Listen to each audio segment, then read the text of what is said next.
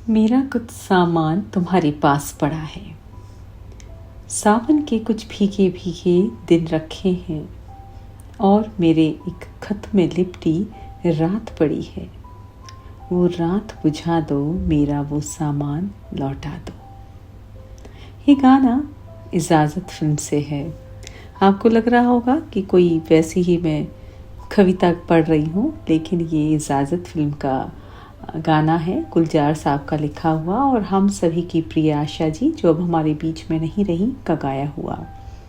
गुनगुना इसलिए नहीं सकती, जैसा कि आप जानते हैं यूट्यूब है, कुछ भी कर सकता है, कॉपीराइट बहुत जल्दी दे देता है। बड़ा संजीदा गाना है और मुझे इसकी एक लाइन बड़ी ही ज़बरदस्त लगी। वो इस तरह से है कि और मेरे एक खत में लिपटी रात पड़ी है।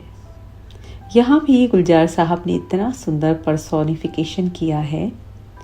यार, खत में कोई रात लिपटी या समाई रह सकती है क्या? अरे भाई, ये करिश्मा तो गुलजार साहब की कलम ही कर सकती है, सच में। नमस्कार इंडिया, मैं हूँ दीपमाला, करती हूँ बातें आपसे मेरे दिल की।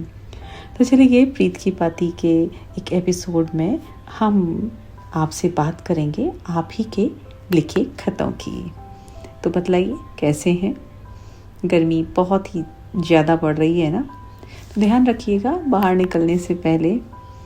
लेकिन गर्मियों में जब हम रातों की बात करते हैं ना, तो उन रातों की कुछ अलग बात होती है। यदि आपको याद होगा बचपन के दिनों की, जब गर्मी की छुट्टियां होती थी और आप छोटे थे और अपनी दादी के या नानी के घर जाया करते थे, मतलब अपने गांव, तो सब लोग जॉइंट फैमिली में रहते थे। तो रात में छतों पर पानी का छिड़काव करके अपने अपने बिस्तर लगा दिए जाते थे और कुछ कुछ जगह पे अपनी अपनी चारपाई बिछा लेते थे और उन पर लेटे लेटे औंधे पड़े पड़े तारों को काउंट करते थे। याद है ना गर्मियों की वो बहुत ही खूबसूरत सी रातें। एक बात बताती हूँ, मैंने इस पे एक पॉडकास्ट किया है और आज गर्मियों की रातों पर हम बात नहीं करेंगे, क्योंकि हम बात करेंगे प्रीत की पाती पर। तो वो उसका लिंक आपको मेरे पुराने एपिसोड्स में मिलेगा। बहुत ही खूबसूरत एपिसोड बन पड़ा है, ज़रूर से सुनिएगा। तो चलिए, आज का पहला खत एक बेटी का माँ के नाम। यूँ तो अक्सर माँ अपने बच्चों को खत लिखा करती हैं, लेटर्स लिखा करती हैं, भेजती हैं। आप जानते हैं कि मैं भी हर साल मेरी बेटी की माया के जन्मदिन पर उसे एक खत लिखती हूँ और ये सिलसिला उसके जन्मदिन से, मतलब जब वो पैदा हुई थी उस दिन से लगातार चल रहा है और बाय गॉड ग्रेस आगे भी चलता रहेगा। तो चलिए, आज सबसे पहला जो खत मैंने उठाया है वो है दिव्या ऋषि का, उनकी माँ के नाम। दिव्या फिलहाल न्यू मैक्सिको अमेरिका में रह रही हैं और वहीं से उन्होंने ये खत हमें भेजा था।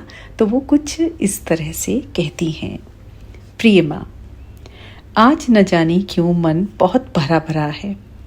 उम्र के इस पड़ाव पर आकर जब मैं पीछे मुड़कर देखती हूँ तो पहली बार समझ पाती हूँ कि जब आपने मुझे जन्म दिया था तब आप खुद भी तो एक बच्ची ही थी। आपकी उम्र तो बस 20 की शुरुआत में ही थी और आपकी गोद में मैं। अब सोचती हूँ, आप डरती नहीं थी क्या? आपको दुनिया उतनी ही नहीं लगती होगी ना जितनी मुझे आज लगती है। फिर भी आपने मुझे कभी कमी महसूस नहीं होने दी। घर छोटा था, साधन सीमित थे, लेकिन थाली हमेशा भरी रहती थी। सिर्फ खाने से नहीं, अपनापन से। मुझे याद है आप मेरी प्लेट लगाती थी पहले और बाद में खुद खाती थी। तब समझ में नहीं आता था, अब समझ आता है कि वो खाना सिर्फ भोजन नहीं, आपका प्रेम था। कितनी खूबसूरत सी बातें आपने दिव्या लिखती हैं, बड़ी ही बहुत ही साधारण तरीके से, बहुत ही छोटे तरीके से आपने इतनी गहरी बात कह डाली।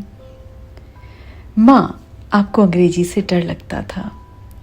यह बात आप हंसकर कहती थी, पर मैं जानती हूँ कि उस डर में कितनी झिझक छिपी थी।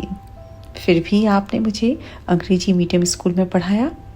मेरी किताबें खोलकर बैठती, शब्दों को तोड़ तोड़ कर पढ़ती और मुझसे पूछती, ये सही बोला ना? उस समय मुझे लगता था कि मैं आपको सिखा रही हूँ, पर सच में आप मुझे सिखा रही थी कि डर के बावजूद आगे बढ़ना, डर के बावजूद आगे कैसे बढ़ा जाता है। कितनी खूबसूरत बात कहती दोबारा से, लिटरली। सबसे खूबसूरत यादें वो हैं जब हम देर रात साथ पढ़ते थे, घर शांत, खिड़की से आती ठंडी हवा और रसोई से उबलती चाय की हल्की आवाज़। आप मेरी कॉपी देखते देखते कभी सो जाती, फिर अचानक उठकर कहती, मैं जाग रही हूँ, तू पढ़। वो रातें सिर्फ पढ़ाई नहीं थी, वो साथ था, वो भरोसा था कि मैं अकेली नहीं हूँ। यही होता है ना कि माँ जब आपके साथ होती है तो वो आपको इतना कॉन्फिडेंस देती है, भरोसा देती है कि उसके बल पर आप कुछ भी कर जाते हैं। आपने मुझे सिर्फ पढ़ाया नहीं, सही होना सिखाया, ईमानदार रहना, किसी का हक ना मारना, गलत देखकर चुप ना रहना। आज जब मैं फैसले लेती हूँ तो अक्सर सोचती हूँ कि माँ क्या करती, और मुझे जवाब मिल जाता है। अब समझ आती है कि आपने मुझे बड़ा नहीं किया, आपने खुद को छोटा करके मुझे बड़ा बनाया। अगर कभी मैं मजबूत लगती हूँ तो वो आपकी हिम्मत है, अगर मैं सही रास्ता चुन पाती हूँ तो वो आपकी सीख है, और अगर मुझे घर जैसा एहसास कहीं मिलता है तो वो आपकी गोद की याद है। आप मेरी माँ ही नहीं, मेरी पहली शिक्षक, मेरी पहली दोस्त और मेरी सबसे बड़ी प्रेरणा है। आपकी बेटी, जिसे आपने सिर्फ जन्म नहीं दिया बल्कि बनाया। किस तरह से क्या कहूँ, मन की बातें यूं ही नहीं कही जाती ना। बहुत शुक्रिया दिव्या तुम्हारा। ये जो खत है ना, वो एक बेटी जो एक माँ की दोस्त भी है और कहीं कहीं एक टीचर भी बन जाती है का है। इस खत में जो भावनाओं का सैलाब उठता है वो मुझे पढ़ते वक्त अपने टाइम में ले जाता है, जहाँ मेरी माँ भी कुछ बातें नहीं, बहुत कुछ ऐसे ही किया करती थी। न जाने कितनी वो बातें दिव्या आपने लिख दी जो कि हर एक बेटी की बातें हैं, माँ की बातें हैं। इस खत को पढ़कर मुझे ऐसा लग रहा कि बस मैं एक पॉज ले लूं ताकि हम इस प्रीत की पाती को महसूस कर पाएं। आगे बढ़ें, कुछ और बातें करें। चलिए एक और पाती की बातें करती हूँ, जिसे भेजा है दिल्ली से डॉक्टर ममता झा रुद्रांशी जी ने। और आप जितना अच्छा लिखती हैं ना, उतना ही खूबसूरत गाती भी हैं। ममता जी ने अपनी पाती को कुछ गाकर मुझे ऑडियो फॉर्म में भेजा था, उसे मैं अगली बार शामिल करूँगी। मैं उसको अलग से डालने की कोशिश करूँगी। आज उनका जो गीत है उसको मुझे पढ़ना ही पड़ेगा। अगेन वही यूट्यूब वाला गड़बड़ हो जाती है ना, कॉपीराइट वाला। तो उन्होंने कुछ लिखा है कि प्रियवर पाती लिखती तुमको, प्रियवर पाती लिखती तुमको, शब्द शब्द को गढ़ लेना, गीत तुम्हारे लिए लिखा है, गीत तुम्हारे लिए लिखा है, समय मिले तो पढ़ लेना, प्रिय पर पाती लिखती तुमको। अपना जीवन सौंप दिया है, मन भी अर्पण कर डाला, गंगा जल सा निर्मल ये तन, तुम्हें समर्पण कर डाला। हाथ थाम के रखना मेरा, चाहे जितना लड़ लेना, गीत तुम्हारे लिए लिखा है, समय मिले तो पढ़ लेना। आपको एक बात बतलाना चाहूँगी कि जो मुझे ऑडियो मैम ने भेजा है वो लिटरली इतना खूबसूरत है कि उसको सुनकर आनंद आ जाता है। मैं उसको ज़रूर से डालने की यूट्यूब पे देखिए अपलोड करने की कोशिश करूँगी।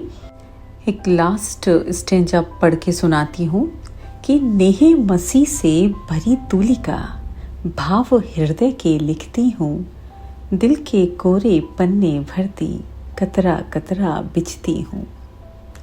ज्यों रामायण मन मंदिर के, ज्यों रामायण मन मंदिर के, हृदय गुह में जड़ लेना, गीत तुम्हारे लिए लिखा है, समय मिले तो पढ़ लेना, प्रियवर पाती लिखती तुमको, समय मिले तो पढ़ लेना।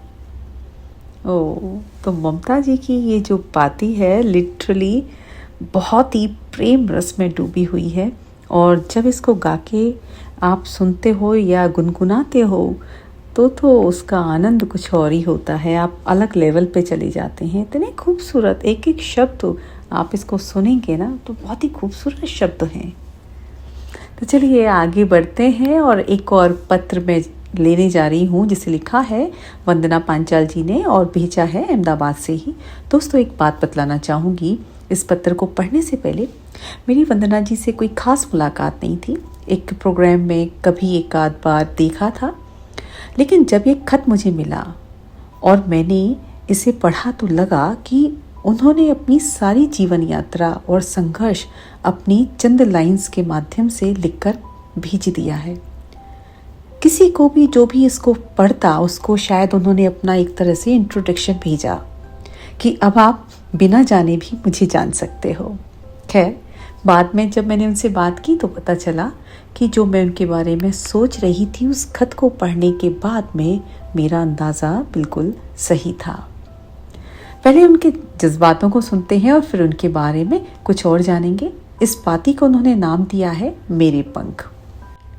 चलिए सुनाती हूँ आपको।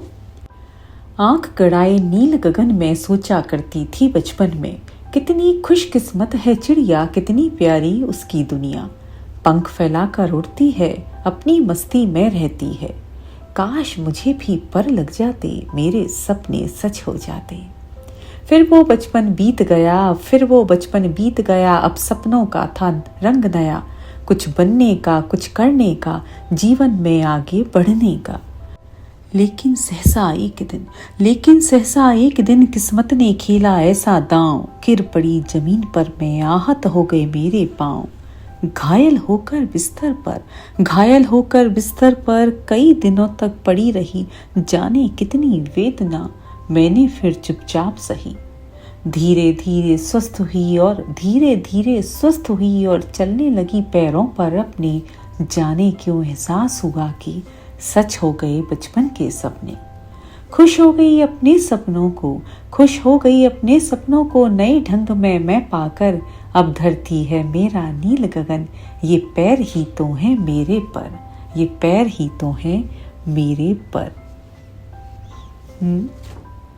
पैर भी कभी पंख हो सकते हैं क्या?